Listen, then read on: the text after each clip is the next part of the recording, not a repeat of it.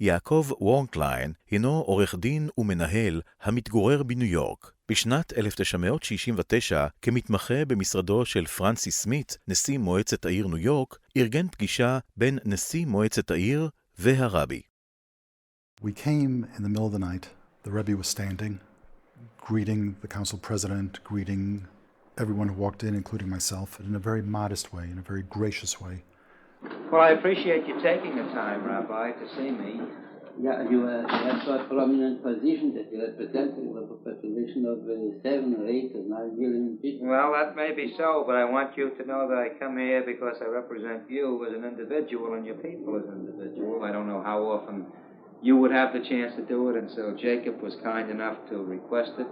He thanks the council president for coming to visit him and recognizes that he had the opportunity, the council president, to meet with the Rebbe's co-workers. For the Rebbe to say that these were his co-workers, it was so humble. What I was learning from it was derech eretz.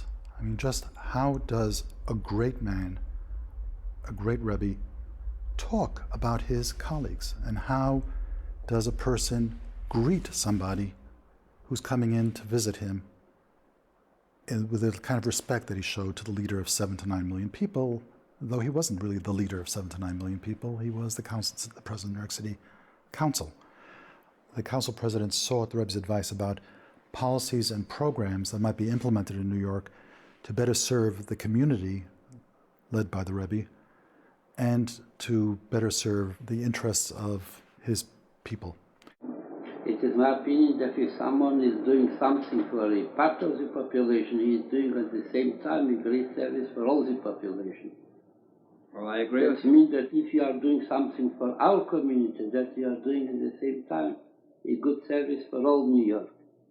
I am attempting to do this, and that's why I came to you. Because, as I say, I know what you have done for this particular community, and I know that there are still some problems that you need assistance on, and I want to offer my cooperation in any project that you have. I am trying to do not only for my community, as you called it, but in the realm of my possibilities for all the human beings in New York in general.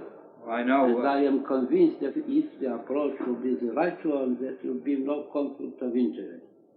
It may be only a conflict on the first glance or conflict on the surface, or conflict where you are taking into account only the short-time benefit.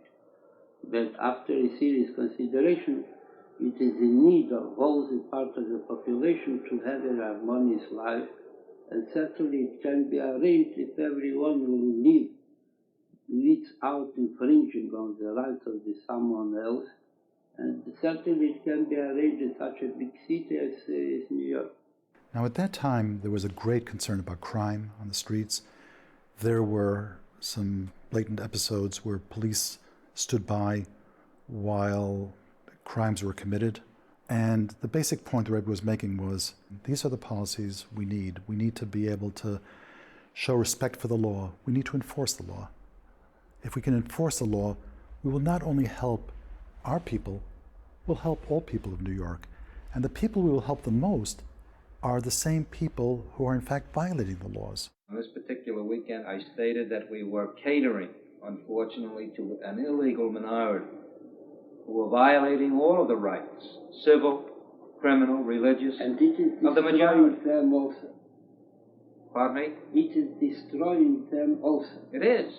It is. Not only it is destroying someone else. It destroys everybody. It destroys Eventually them it destroys themselves. Their families and themselves. And I hope if someone will know that the judges are more strict and the city hall is more strict, that will be the best preventive measure, and then you have no need for punishment. I call for the complete cooperation in this program we put forth over the weekend. I call for a full cooperation on the part of the courts in this new program. You have the possibility to influence the... Yes, I do. As a matter of fact, I'm going to be meeting with Judge Beldock within the next few weeks again.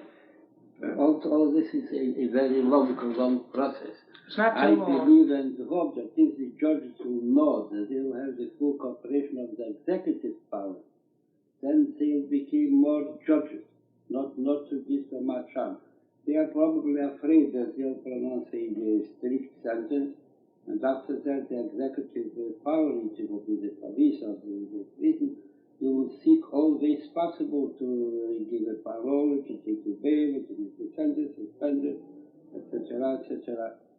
Well, it may And be. then the idea, the vengeance of all the condemned people will be directed against the judge.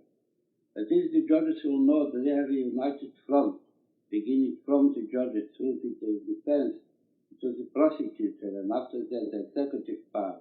That all things will go together to have the law enforced, then you will have the full cooperation. The conversation was not really about services to the people of Crown Heights.